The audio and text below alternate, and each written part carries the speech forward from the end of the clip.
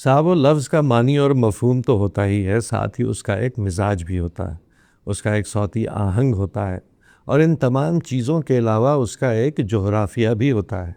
اگر شاعر الفاظ کی ان نزاکتوں سے بے خبر ہو تو پھر شاعری نہیں تک بندی ہوتی ہے۔ شاعری میں ایک لفظ کی بھی لفظش پورے شعر کو خاک کر سکتی ہے۔ شاعری وہ نازک آبگینہ ہے جسے لفظوں کے غلط انتخاب سے بھی ٹھیس لگ جاتی ہے۔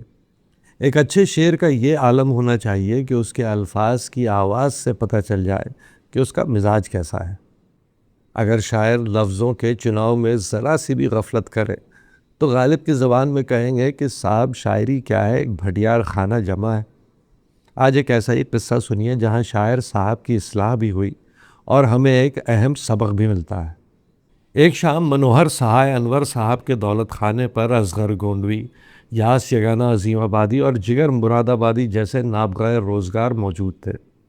اصغر صاحب نے اپنی غزل کا مطلع ارشاد فرمایا: خدا جانے کہاں ہے اصغر دیوانہ برسوں سے، کہ اس کو ڈھونڈتے ہیں کعبہ و بت خانہ برسوں سے۔ حسب توقع تمام افراد نے داد دی، مگر یہاں صاحب خانہ یعنی منوہر سہائے انور صاحب خاموش بیٹھے رہے، نہ ہوں کی نہ ہاں کی۔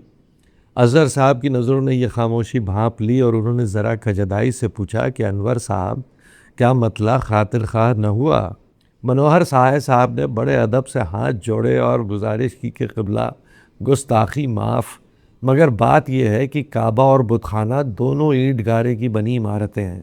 اب بھلا عمارتیں اپنی جگہ سے اٹھ کر گلی گلی کسی دیوانے کو ڈھونڈنے سے تو رہیں، شعر کچھ یوں کیجئے تو بات بن جائے۔ یہ کہہ کر انہوں نے شعر اصلاح کے ساتھ دوبارہ پڑھا: خدا جانے کہاں ہے اصغر دیوانہ برسوں سے، کہ اس کے منتظر ہیں کعبہ و بت خانہ برسوں سے۔ ڈھونڈنے کی جگہ منتظر ہونا کیا آیا، شعر کی کایا ہی پلٹ گئی۔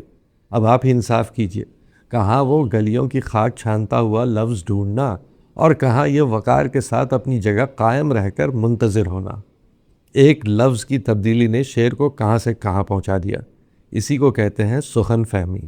افسوس کہ اب ہم لفظوں کے استعمال میں اتنے لاپرواہ ہو گئے ہیں کہ گدھے اور گھوڑے کو ایک ہی لاٹھی سے ہانک رہے ہیں، لیکن زبان کی آبرو ایسے ہی نقطہ رسوں سے قائم رہتی ہے جو لفظ کی نبض پکڑنا جانتے ہیں۔